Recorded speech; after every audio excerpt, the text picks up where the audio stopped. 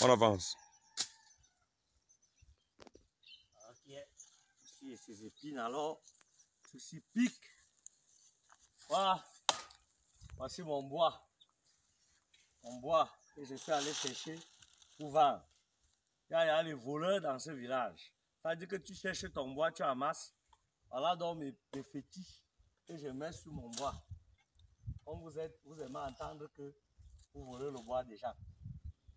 Voilà. Mes chers frères, je suis très mal. Approche un peu. Je suis très mal parce que j'ai envie de vous dire quelque chose qui me dérange. Ça me dérange. Dans votre pays ici, vous ne respectez rien. Même les morts, vous ne respectez plus. Même les morts, vous ne respectez plus. J'ai vu un mort ici l'autre jour.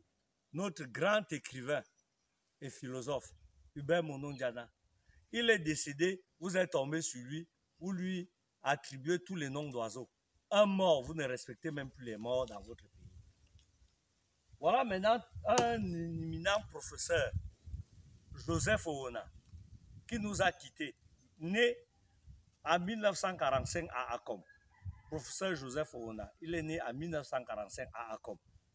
Vient de nous quitter le 6 janvier 2024 à l'hôpital médico-chirurgical de Bordeaux.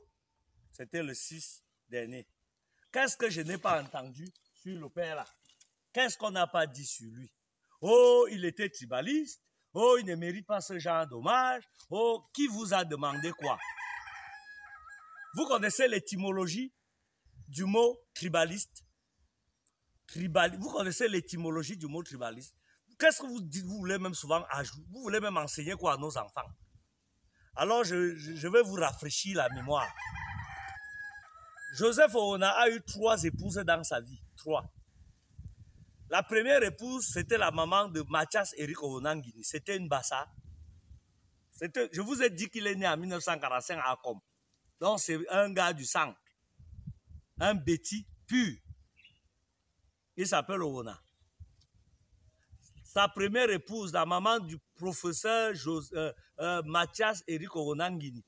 Mon égal, 52 ans comme moi. Sa maman était Bassa,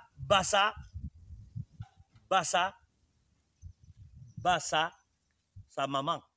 Vous dites que Joseph Owona est tribaliste? Voilà. Il a eu une épouse Bamoun. Est-ce que vous avez appris qu'il a eu une épouse Bamoun? Bamoun. Toujours le même tribaliste. Bamoun, c'est dans les Grassfields. Dans les Grassfields, donc vers les Bami là-bas. Vous dites qu'il est toujours tribaliste? Ok. L'épouse actuelle, la veuve, que vous allez voir quand vous allez vous rendre à ses obsèques, la veuve là, c'est une peule du Burkina Faso, une Burkinabèse, Burkina Faso. Vous voyez?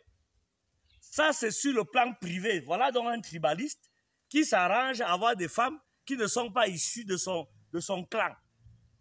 Et il est quand même tribaliste. Bon. Moi, je l'ai rencontré par hasard, hein. Je dis bien par hasard, parce que vous connaissez le métier que je fais.